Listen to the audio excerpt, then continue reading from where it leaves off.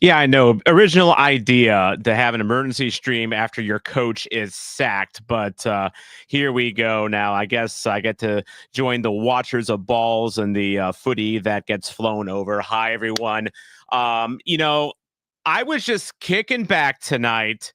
Um, we went a whole day of no Olaf news. They even let the guy do a press conference today, for God's sakes. They let him lead training today, for God's sakes. And then, so I'm just kicking back. I'm watching Peaky Blinders because it's a series that I have like long had in my pile of shame to watch at some point. And having a bowl of ice cream, literally just finishing that bowl of ice cream up, trying not to think about being in Colorado for Olof Mellberg's abysmal last game. And all of a sudden, my phone, boom, drops. Olaf gone. And as Super Ravioli says, rejoice, friends, because the pain is over right now. So while I'm still kind of reacting to everything because I had no sort of indication that this was coming down here, but I do want to let you know that in moments when you need some comfort food or to stew over something, check out Pat Connolly Tavern, located at the corner of Oakland and Tam in beautiful Dogtown, a St. Louis institution since 1942. Great place to grab some drinks, get a bite to eat, and watch hopefully more entertaining St. Louis City SC games going forward because they are a city on tap bar. So let's go ahead and wrap that up. Thank you very much. Catching up with the chat here. Starting off here, chat, we are back. Jake has refrained from his extracurricular activities for the moment. Obviously, I was actually halfway thinking of that myself tonight, honestly. I already had the ice cream, and I was just like, I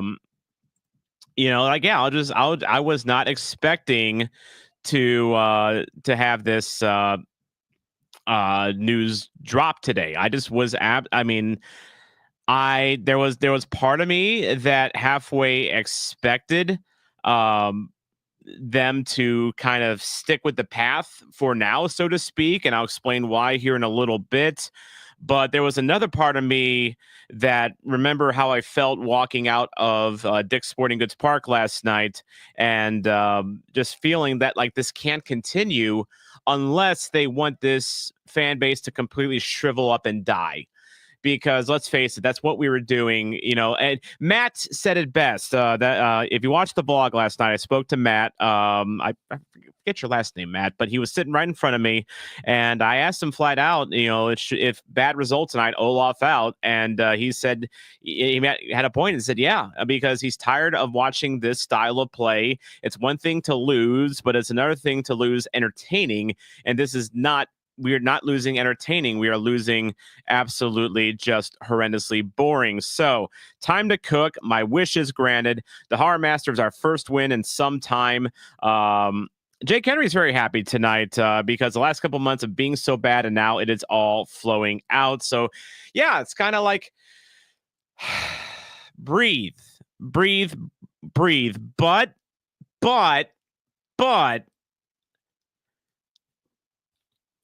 was that the only move that needed to be made?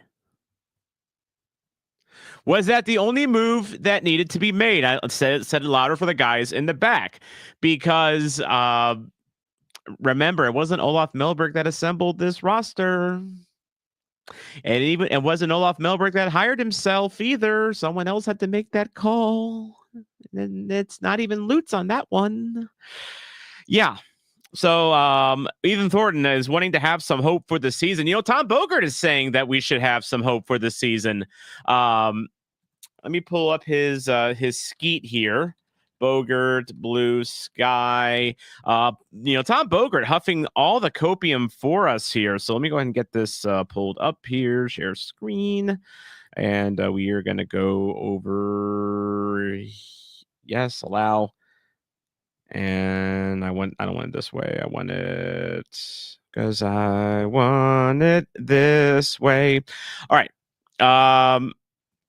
So Tom Bogert has a story on it. We'll get to that here in a little bit. Don't tell me Bogert put it on the Hell site only. Gosh dang it. Sorry guys, sorry anti-Xers. I'm still with you, but some people just don't know how to break habits. Tom Bogert. He said something about the roster tonight. There it is, right here. And we'll bamf that up there for you. The roster put together by Lutz Pfannenstiel in the front office is playoff solid, especially after summer additions last year and the way they finished the season strong with Hartl, Toykert. I'll get that right someday, and Betcher. Team should still be alive for the playoffs. Looking forward to the response from the squad. Guys, is Bogert wrong? Is Bogert wrong? I don't think he's necessarily wrong on this. Here, I'll just take that off for now. I don't think he's necessarily wrong. I mean, there's way too much talent on this team to be as completely broken as we are. And I'm not talking about the injuries either, which that's someone else that probably should go, Dr. Jared Phillips in that regard. But yeah, this roster is talented when healthy. Of course, Edouard Leuven having his personal issues, that obviously throws a wrench into things. Henry Kessler going down. He was like the linchpin for the entire defense. And then notice after he goes down, all of a sudden things kind of become a mess right after that. So yeah. So that I mean that's another one. But you know the fact of the matter is that like Hartl's been healthy. Toykert took a while to get ramped up, but he's been healthy lately. He's just been awful. Simon Betcher's been healthy. He's been awful. Joao Klaus has been healthy remarkably, and he's not been the problem. I thought he was probably our best player against Colorado last night, honestly. Remember, it was him that made the interception / pass to free a breaking Cedric Toykert in Colorado. He also had some chances on net. He was probably besides the one by Hartl in the second half, like he was the one that was pumping chances toward the Colorado net. It's just that he was just a little off. Solid when Zinedine Zidane. Keep dreaming. Gummy. See, I was eating ice cream. Ben was in the middle of eating pancakes because all comfort food, because this is how we cope with a bad season, and also with the thing of maybe. We're not going to get rid of Olof at this point. Ryan's ready to move on. All gas, no breaks in the fan base, hopefully on the pitch. David Critchley takes over as the gaffer. We'll go ahead and get this pulled up here. And I want to go over this announcement here from St. Louis City because there's a couple things that really kind of jump out at me here when it comes to the quotes. But first things first, City 2 head coach David Critchley is assuming the caretaker manager role. As Jake Henry can attest, Critchley's been a part. Well, I mean, literally some City 2 promotions. I mean, here's one right here. David Critchley's been a part of the setup at St. Louis City, working with the academy the past couple of years. Of course, Bobby Murphy, the coach for City 2, did great things with them. He's now coaching at Portland Hearts of Pine.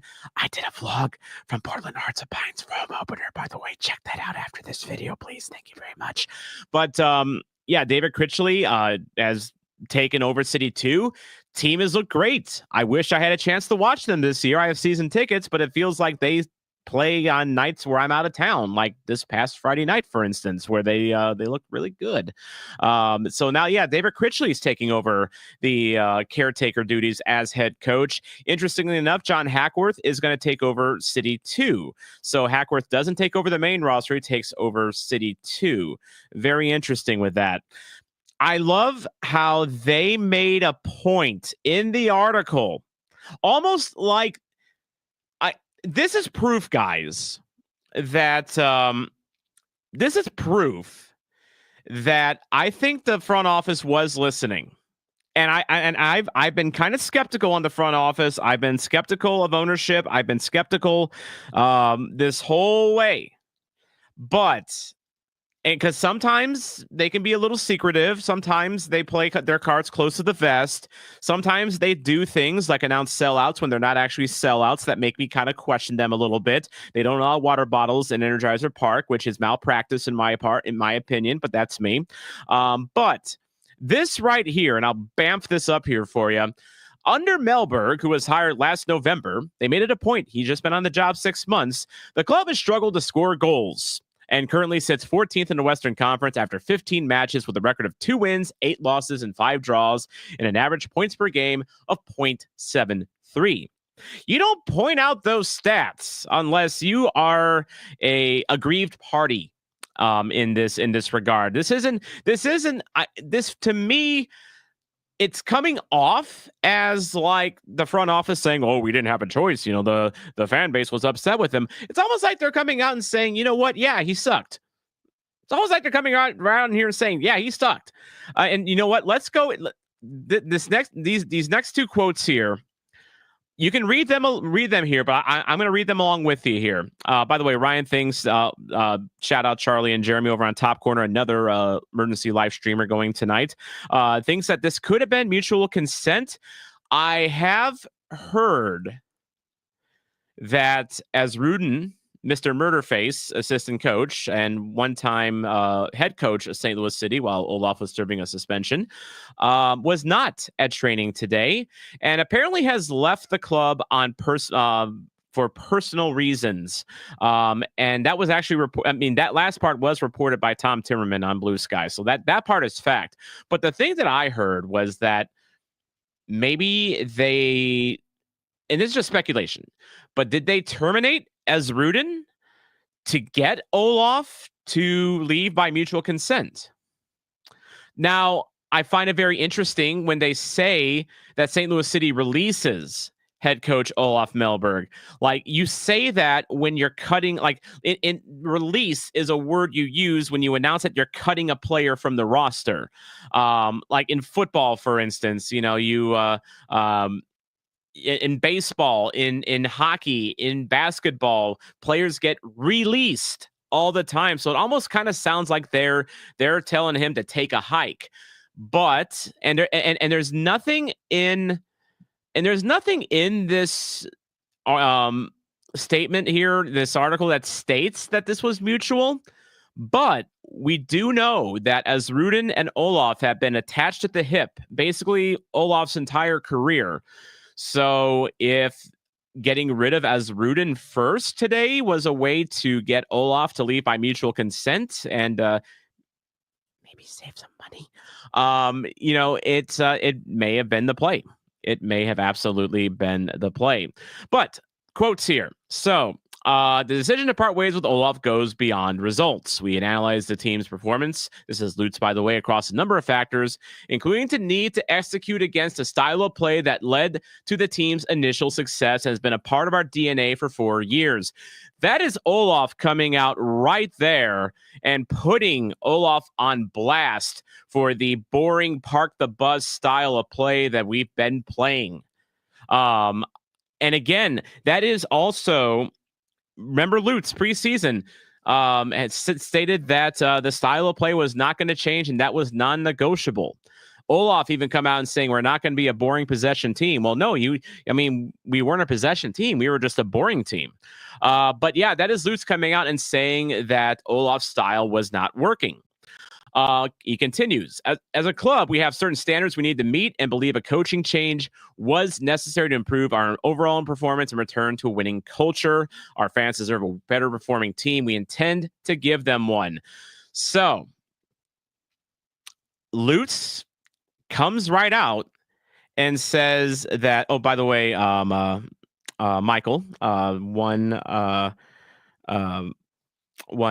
of the Chat City variety. Hi, Thomas. My weather app says it may rain this evening. Just take care.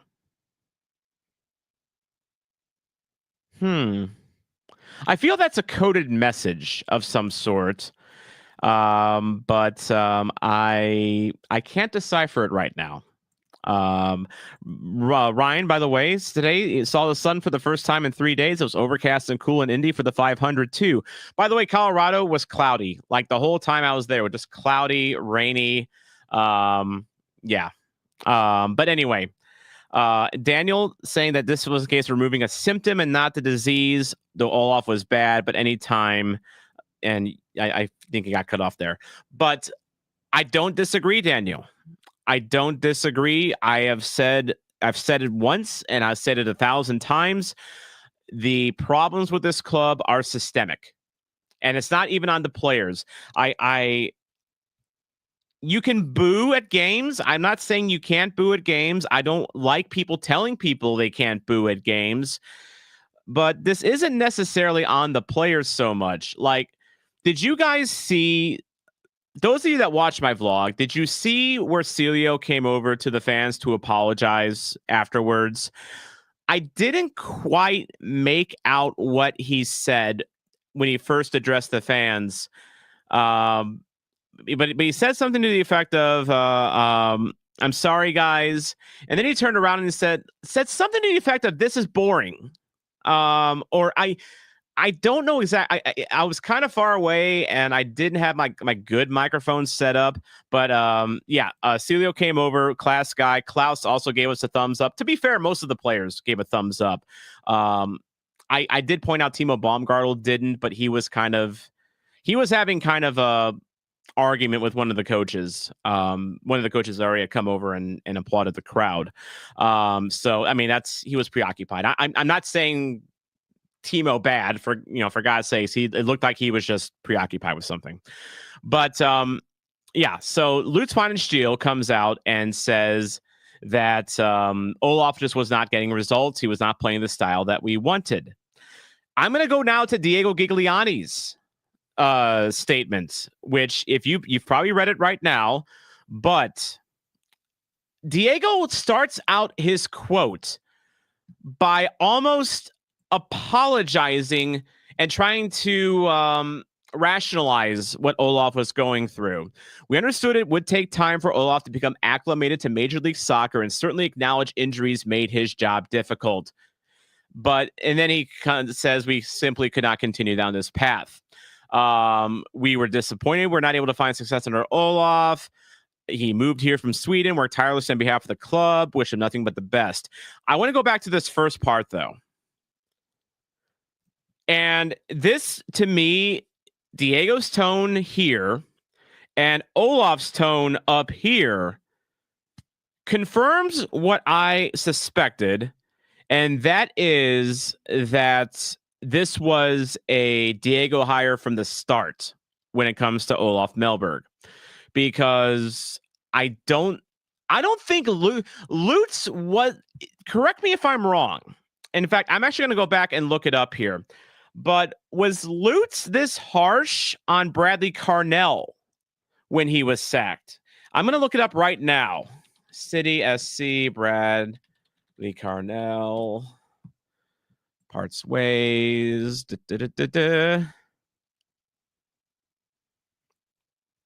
Okay. So when Carnell was sacked, Lutz he started off gently. Given Bradley's many contributions to the club, this was not an easy decision. Unfortunately, based on our year 2 results to date, we believe a coaching change is in the best interest of the club as we regroup and look to improve both our performance and results. Now, tell me, read that statement, read the words, say them out loud like I just did, and compare them to this. The decision to part ways with Olof goes beyond just results. We've analyzed the team's performance across a number of factors, including the need to execute against a style of play that led to the team's initial success and has been a part of our DNA for 4 years. Lutz came out swinging with Olof, with Bradley. And again, Bradley was someone that left under not so great terms because of some, he lost the locker room. Things got kind of toxic under his watch. I think that's been discussed, in the open airways ad nauseum. All you need to do is look at the Sam Adeniran situation, and that's one example. There are others that I'm not at liberty to really talk about, but things that I have heard under Bradley's, yoke that, he needed to go. So, but Lutz was diplomatic about Bradley Carnell. He was gentle about Bradley Carnell because remember, when Bradley Carnell was sacked, there was concern, I feel, but there wasn't this overwhelming drive to get Bradley Carnell out of the gaffer's office at the time. There just wasn't. And when he was sacked, it was kind of a surprise at the time. Now, based on things that came out later, it maybe wasn't as much of a surprise as we thought, but there was some talk about, moving on from Bradley before he was gone, but it wasn't the loud roaring crescendo that it was with Olof.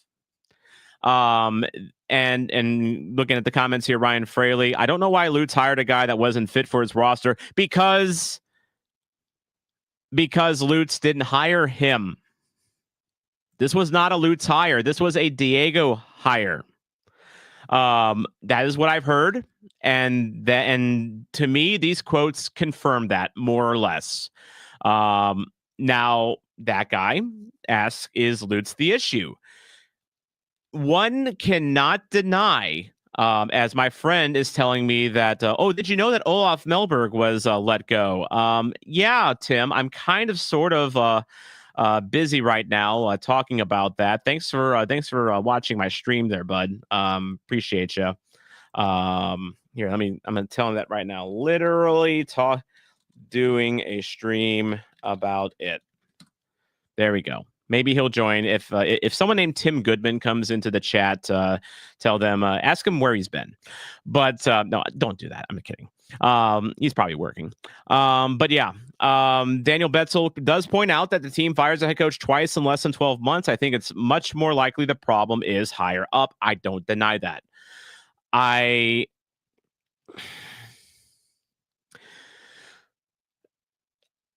It's hard to point at one person with this, and that's why I keep saying this is a systemic issue. This is a systemic issue because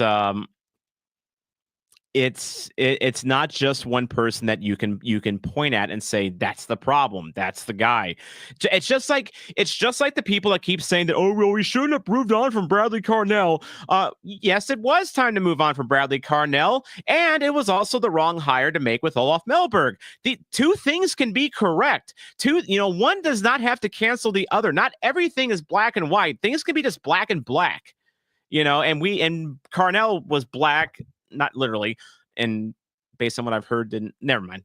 And then Olof Mellberg, you can't compare the two. I mean, besides except for the fact that we're talking about the same job. It was the correct decision to let go of Bradley Carnell. It was the wrong decision to hire Olof Mellberg. And I think whether Olof Mellberg truly deserved it or not, the fact of the matter is, and Lutz says it right here, we needed to make a change. We just had to make a change. And I don't, and again, I'm not an analytics guy. By the way, Tim was watching my stream. Hi, Tim. I got your message. But yeah, so me and Tim do this all the time. It's fine.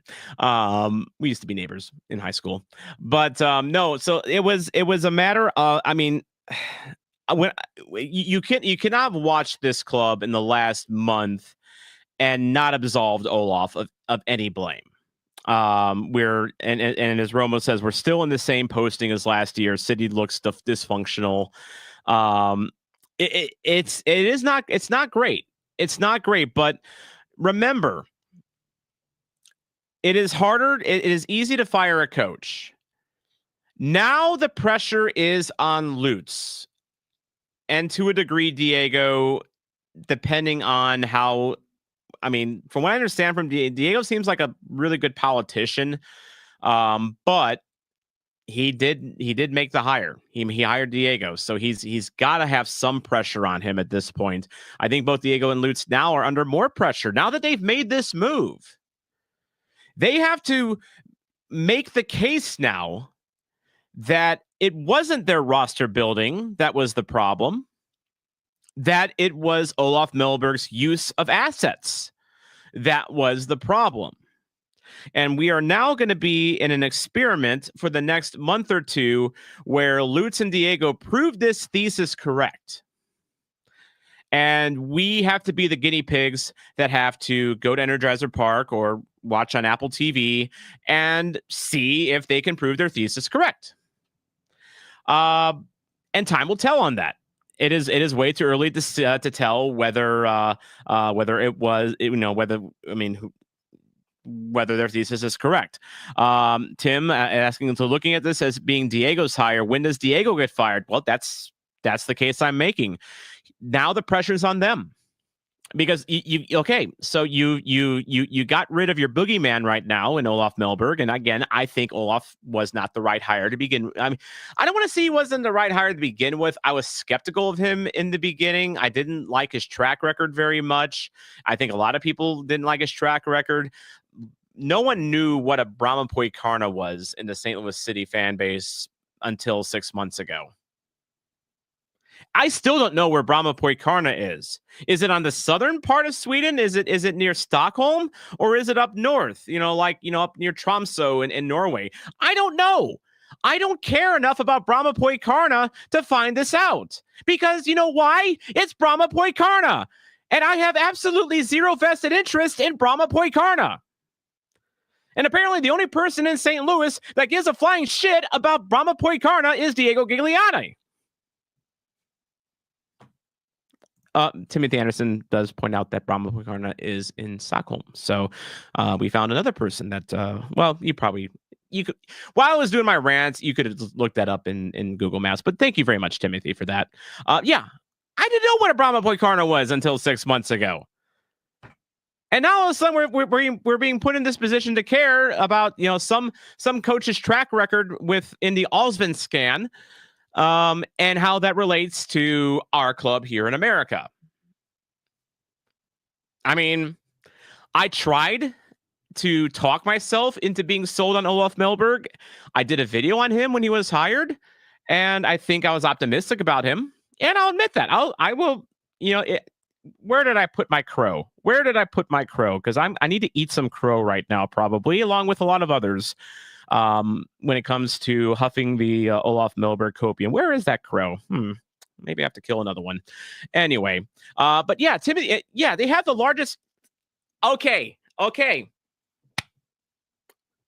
Touching on another point here with Olof Mellberg. So let's go back to Olof. What were two things that we knew? Well, okay. Three things we knew about Olof Mellberg when he was hired. Number one, he's an Aston Villa legendary defender. So, okay, he probably brings a defensive mindset. Our defense has sucked in the past 2 years. He's going to fix it. Yay! And he did at the expense of everything else. But that's one thing we knew. What are the other two things that we knew about him? Number one, he coached the largest academy system in Europe. That is true. That is facts. Brahma Poikarna's academy pyramid is ridiculous. It is absolutely ridiculous, and someone actually needs to do a study on the multi-layers of it, because it is ridiculous. Second thing that we knew about Olof Mellberg was his tactical flexibility. I remember seeing the transfer marked graph where it showed the different formations that he used at Brahma Poikarna, and it was it was almost like a different formation every single game. And we interpreted that as tactical flexibility. If something isn't working, he knows how to pivot, which is great, because Bradley Carnell couldn't do that. John Hackworth couldn't do that. John Hackworth played favorites. That's why we got a heaping helping of Jake Nerwinski down the line, for better or worse. By the way, Akil Watts, is this year's Jake Nerwinski in that regard. But let's not forget that Hackworth was not perfect either. I mean, Hackworth definitely had his favorites that he, used as a crutch. But yeah, so the anguish and the anger with Olof Mellberg, style of play, and his reputation for playing youngsters, we saw none of that in St. Louis. None of that. Olof loved his geezers, except for Mackay Joyner and up until recently, Jake Girdwood Reich, although Girdwood Reich was getting back to fitness. But we didn't know that at the time because Olof not exactly the most forthcoming when it comes to updating the public about the injury status of players. Like apparently we haven't seen Michael Wenzel because he's had a fitness issue, but we don't know that. Yeah. By the way, Tim asked, do we think Olof was a panic hire after their top target turned them down? I've heard not necessarily. I don't think there was anyone that they were looking at necessarily beforehand. No, it wasn't Phil Parkinson. I don't think he's leaving Wrexham. I just have a distinct feeling about that. Ryan suspects because it's Diego, top target, probably a Man City system guy who thought he can get a top job in Europe. I don't know. Sean Dyche. And Ryan says no. Dyche is English Mellberg. Stuart Holgren just said on X, according to Ben Gottlieb, it's going to be super awkward when Olof gets hired onto the Aston Villa staff. That's going to be a fun homecoming if that happens in 2 months. I'm still not going to that game, by the way, at least not as of now. But yeah, let's go ahead and take a break from that for a little bit. Yeah. So the part of the anger with Olof was that he has shown a willingness to go down with the ship with this 3-in-the-back system when that means that we have to play Josh Yarrow every single game. And Josh Yarrow, look, man of the people, salt of the earth, nice human being, good locker room guy, bad player. Look, you can be an incredible human being and a absolutely shit-tastic player. And Michael of Chat City Tactics, he had a great. In fact, I'm going to pull this up for you right now here. So he posted something about posted an infographic about Josh Yarrow and his play. And I gotta dig it out here. Give me just a moment here. And I'm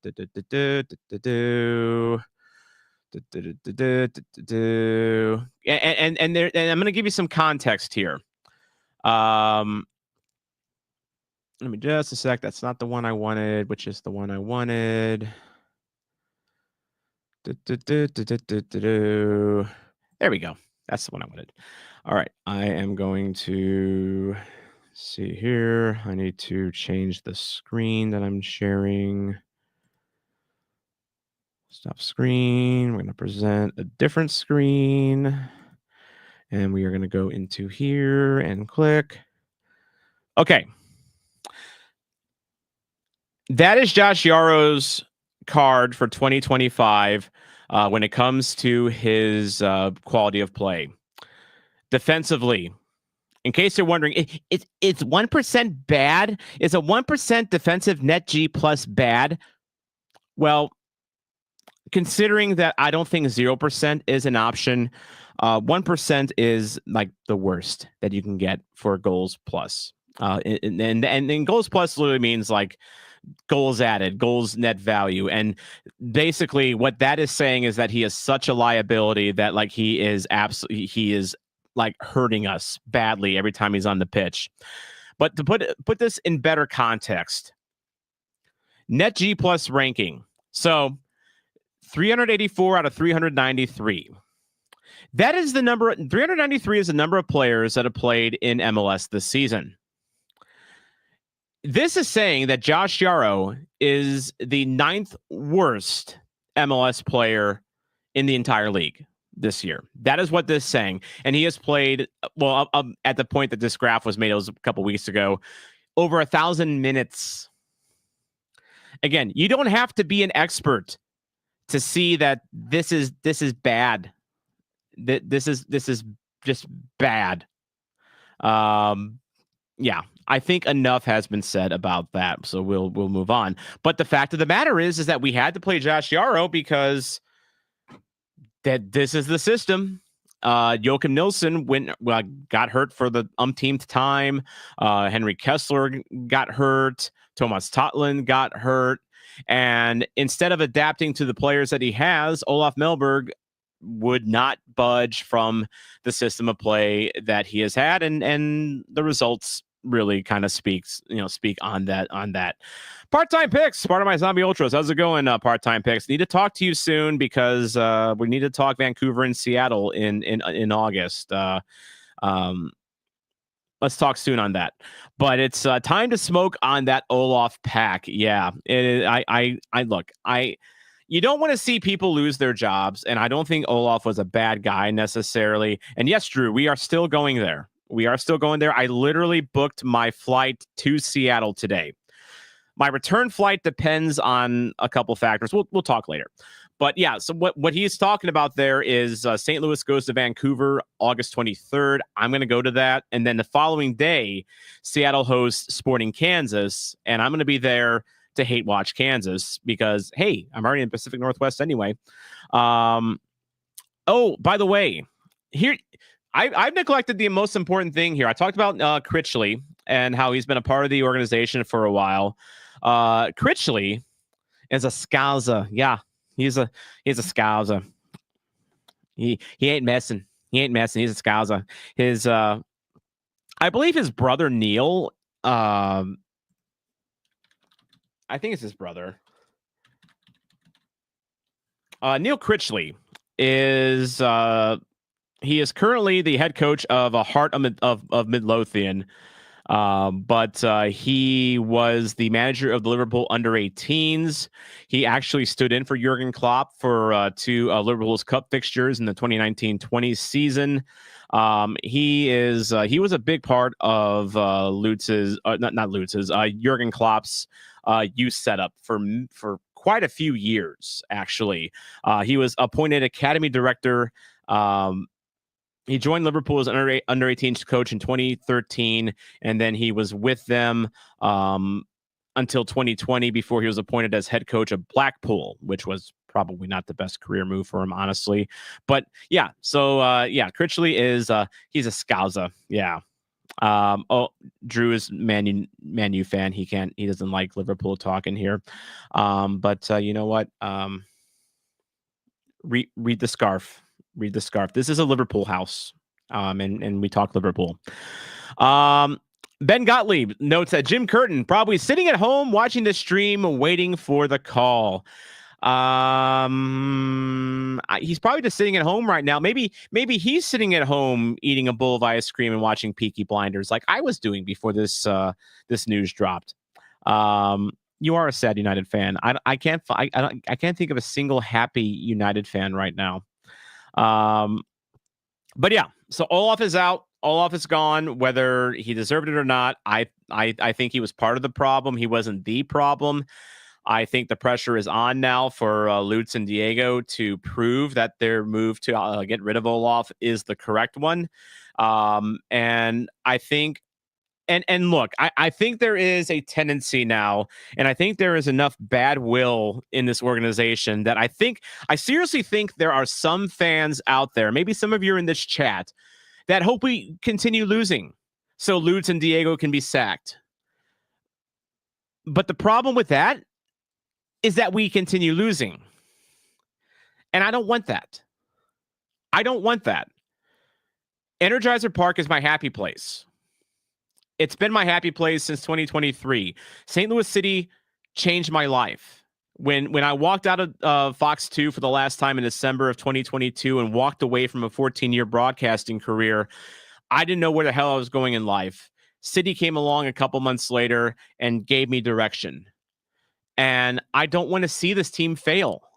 I don't want to see this team lose. I don't want Energizer Park to be, to not be special like it's been, because I've seen like Colorado. Look, God love the Centennial 38. They were super nice when I met them at the tailgate. They were welcoming, really friendly. Watch the vlog and you'll see what I mean. Like those poor guys have to deal with, the Kroenke Sport Enterprises, and they get fucked year after year, and yet they're still thriving there. But their stadium they play in is absolutely trash. I said it. Dick's Sporting Goods, it sucks. It absolutely sucks. I'm glad I'm not doing away day reviews because I would have been very unkind to Dick's Sporting Goods. It's terrible. Children's Mercy Park is just another place. Geodis Park, when Jake and I went in March, probably about only 2/3 full. It just didn't have any life to it, any vibes whatsoever. I don't want Energizer Park to be these places because that's part of why I'm doing this. That is part of why I'm doing all this. That's part of why I'm right here. It's why Matt Baker is doing what he does on Flyover. It's why Jeremy Clements is doing what he's doing on Top Corner. It's why the Ball Watchers do what they do on Ball Watching. It's why we have so many flipping podcasts about St. Louis City, and I'm another one of them right here because this club is special to us, because our supporters base is special to us, because the energy of Energizer Park is special to us, and I don't want that to go away, which is why I wanted Olof out. Because he was sucking the life out of this fan base. But also, I don't want to start an agenda where I want this team to lose because I want Lutz and Diego fired, because that is toxic behavior. And it benefits no one. It benefits no one, because you hear the expression "meet the new boss," same as the old boss.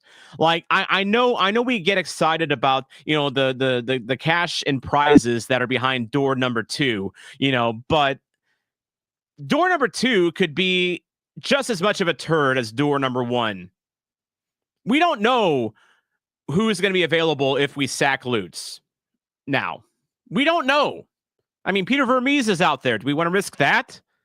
I've heard Jim Curtin, if he's going to be head coaching again, he also wants to be a sporting director. Do we want him to be Peter Vermees 2.0? I mean, and that's a whole other debate for another time. But if this starts the healing for St. Louis City and its supporters base, then all for it. All for it. Yeah. Producer Mason, I think Jim Curtin's looking at this dumpster fire, and I'm like, I'm not fucking touching that. Yeah, I wouldn't touch it either, honestly. Sam Tracy. Oh, Sam, I met you in Portland. All I ask is that you lose Bobby Murphy's number. You know, I get the feeling that Bobby Murphy probably doesn't want to touch this dumpster fire either, Sam. So I think you're okay. I think you and the Durigo Union in Maine will be perfectly fine. By the way, Sam, question. Sam, are you still in the chat? I sent the Portland Zoo a St. Louis City scarf to hang up on the roof, on the ceiling. Can you verify that it's been hung? And also check to see if the Sacramento Republic scarf has been hung. I specifically asked the Portland Zoo to hang my St. Louis City scarf, and this was like an original first ever scarf. Hang it above the Sporting KC scarf. I have not gotten confirmation that this has been hung yet. So, Sam, can you verify that there is now a St. Louis City SC scarf on the ceiling of the Portland Zoo? See, we're tackling the important topics here tonight on this emergency live stream. 49 of you in the chat, by the way. How's it going, guys? I'm guessing the other live streams are starting to, taper off now. If so, hello. Oh, Tim is Lutz in. Lutz is fired. We riot. Okay. Okay. Well, pressure's on Lutz now. JT Cursing asking if I'm going to see Dortmund in Cincinnati. No, but I'm going to see Bayern Munich in Cincinnati with Jake Henry on June 15th.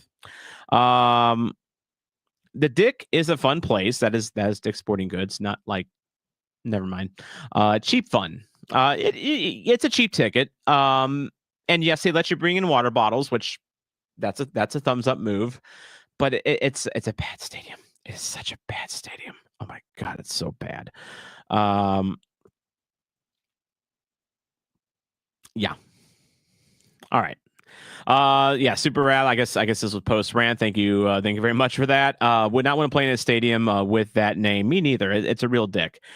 Carlo from Belgium. Carlo, it's still past your bedtime. It is still past your bedtime. It's 2:15 in the morning over there, Carlo. Wow.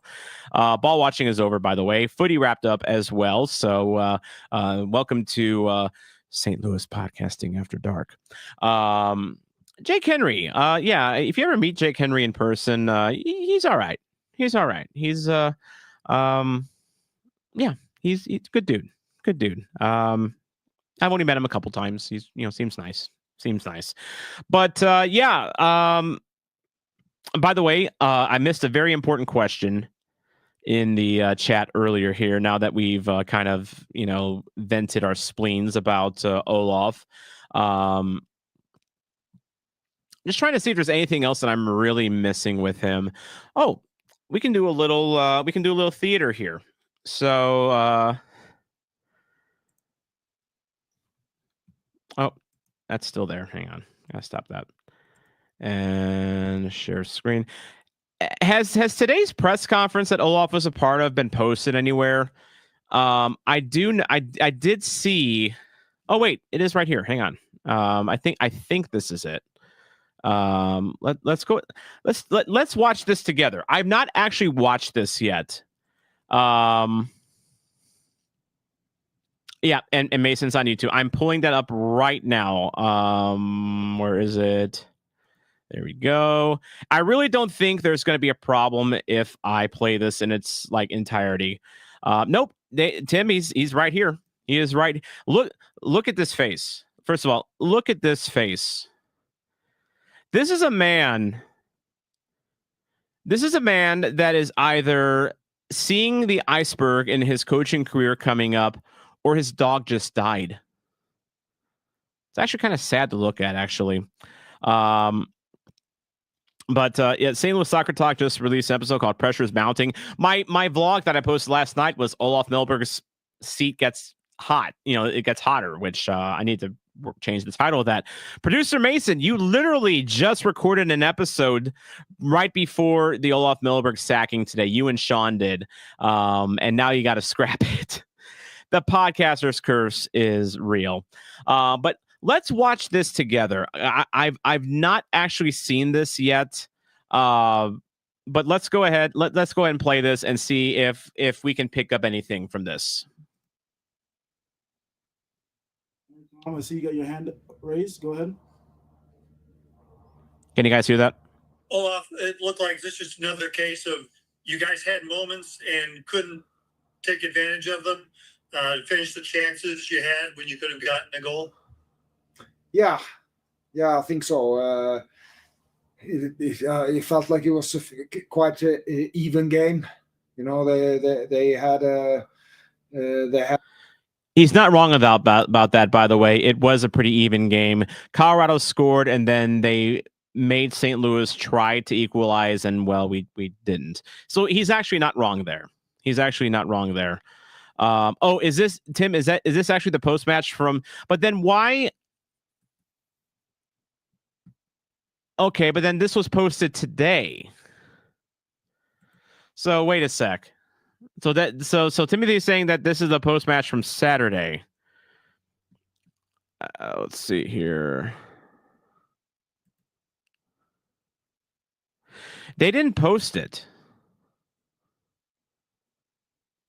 They didn't post. Okay, so I guess never mind. I guess either they didn't post it or yeah, it's the cut down version of the live stream. But that was from I think Timothy, you're right. I didn't have a chance to watch the post match stream because I was riding in a car with Kane, the one that goes to games on the way back from Denver. Which, by the way, if you've ever been to Denver before, be glad you live in St. Louis. Not because Denver's a bad city at all. Far from it, actually. I really enjoyed Denver. I'm already plotting how I can go back to Denver because I really want to go back hiking, because the hike that I took Saturday morning, that was a part of the video, was amazing. It's like new favorite thing to do in life unlocked right there.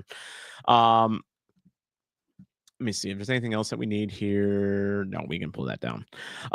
Yeah, but Denver, it takes 30 minutes to get anywhere in Denver. It is ridiculously sprawled out. It's kind of like Phoenix in that regard, where everything is just spread out beyond belief. And our highway system in St. Louis actually makes sense compared to Denver's. No, it just doesn't. I think Denver's a great place to visit. I don't know if I would want to live there. I'm sorry, Kane. I know you're already planning to get out. Yeah, Phoenix is just one big grid. I went there in 2021, and my favorite part of my Phoenix trip from 2021 was leaving Phoenix and going up to the Grand Canyon. Like that was what I wanted. Like the quiet drive in the desert. It was a long drive, but it was just a relaxing drive. But then Phoenix is just bleh. And Tim is right. Their airport, Denver International Airport, is the 6th busiest airport in the world.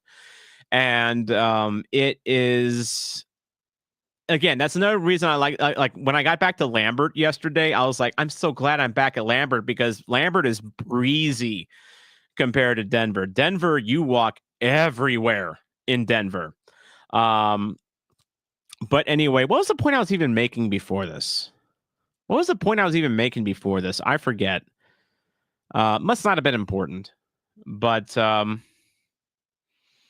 yeah, so I think that kind of that for the most part just kind of covers things. So I know, and again, I kind of got in trouble for talking about some of this in my Discord last week, but I know that there has been chatter in supporters groups about creative protesting if the season goes on. In the form of not against the players, but just like symbolism type of stuff. Including I had heard something was in the works for this Saturday regarding attire. I don't know if those plans go forward or not. I will say I had heard about a plan this Saturday, and I already had an outfit picked out for it. Now I'm wondering if I need to put that outfit back. I don't know, because this news just dropped, in a little over an hour ago. So I guess time will tell on that. But yeah, welcome to the St. Louis Soccer Podcasting After Dark here. By the way, if you're still in the chat, by the way, if you can just hit the thumbs up button, let me know if you enjoyed this chat. I'd appreciate that. It does help this channel out and helps out the algorithm. Yeah. God, I lost my train of thought again. Jeez. I think that is just I think this is a good point to leave off here. I'm going to go into Saturday's game now a lot more confident and a lot more happy and more healthy minded. I'm still going to do a post game stream kind of like this, where we can chat about the game and how things are looking under the David Critchley era. Smash that like button, like smash the piss out of it right now, like smash it like Olof Mellberg might be smashing glass into a wall right now because he just don't do that. That's mean. I'm sorry. Unlike Carnell, I kind of feel bad for Olof, but at the same time, I think money. I mean, I don't blame him for taking the job here. I just don't think he delivered. Yeah, join the 99-cent supporter section. It is the equivalent of dropping a couple coins in the tin can, and every little bit does help. So subscribe, damn it, subscribe. Like most of you that watch my videos aren't subscribed. And like it's just a simple thing. You just click subscribe, and then you just walk away with and just live the rest of your life. It is that simple. If you really like me for whatever reason, Zombie Ultras there for you. As I'm literally watching my viewers like disappear here as I give this rant going on. Tim gave me six thumbs down, but you know what? That's fine because YouTube, that's engagement according to YouTube. So like even thumbs down, that helps. Michael Miller was very anxious to hear the reaction. So I don't know if you were late joining, Michael, or if you were here the whole thing. But yeah, it was time. It was a combination of his play style, the results, and maybe he wasn't put in the best position. But the bottom line is he wasn't delivering. And I still think it's very interesting that Lutz did not mince words about Olof and yet he was more diplomatic about Bradley Carnell when he was sacked. So anyway, I do appreciate the openness and accountability from him. I appreciate you, Jake. I appreciate every one of you watching. And you know what? I'll just go ahead and do my whole spiel. If you enjoyed this video, make sure to hit the like button. It really helps this channel out. If you're watching in the future, drop a comment. I try to interact with every commenter going forward. Hit the subscribe button if you thought this was worth your time and valuable to you. And then the Zombie Ultras. Part-time picks, Drew. I have a graphic with you in it and Berkey's Turkey. I just need to. I'm actually moving off of StreamYard because they're greedy bastards. So on the new place that I go to do these, I'll have it up there. I promise. I just can't do it quite yet. But all 14 of you plus part-time picks plus Berkey's Turkey, thank you for your support. Just $4.99 a month to support this channel, or if you just want to drop a few coins in the tin can, it's just 99 cents a month. And of course, thank you to Pat Connolly Tavern at the corner of Oakland and Tam in beautiful Dogtown. Institution since 1942. A great place to grab a bite to eat or a quick drink and hopefully watch some better St. Louis City SC soccer going forward. And let's smile. The first steps towards healing have been made today. And let's hope for our sakes that better times are ahead. And you better bet your ass that Diego and Lutz better hope that better times are ahead.